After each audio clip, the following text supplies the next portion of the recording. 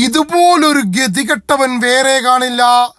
ഒരു പണിയുമില്ല, രണ്ടെണ്ണം അടിച്ചുകൊണ്ടിരിക്കും.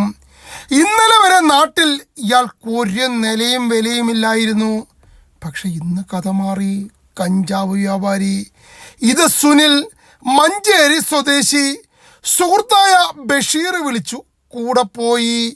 നാട്ടിൽ രണ്ടെണ്ണം അടിച്ചിരിക്കുമ്പോഴാണ് ബഷീർ വിളിച്ചത്. പോയത് ഒറീസയ്ക്ക്.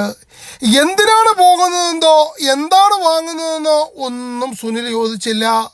ഒറീസയിൽ നിന്നും കോയമ്പത്തൂർ ട്രെയിൻ ഇറങ്ങി അവിടെ നിന്നും KSRTC ബസ്സിൽ വരുമ്പോൾ വാളയാറിൽ വെച്ച് എക്സൈസ് ഇൻസ്പെക്ടർ ജിത്തു കിരണിൻ്റെ നേതൃത്വത്തിൽ നടത്തിയ പരിശോധനയിൽ 7 കിലോ കഞ്ചാവുമായി ബഷീറിനെ പൊക്കി.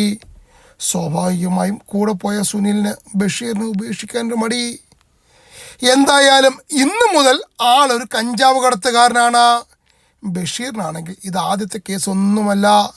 നാട്ടിൽ സ്വന്തമായി ബാർബർ ഷോപ്പൊക്കെ ഉണ്ടെന്ന്. എന്നാൽ പ്രധാന കച്ചവടം കഞ്ചാവ്. മിക്കവാറും ബഷീറിനെ ആരെങ്കിലും ജാമ്യത്തിലിറക്കും. ഇനി സുനിലിനെ ആര് ജാമ്യം നിൽക്കും?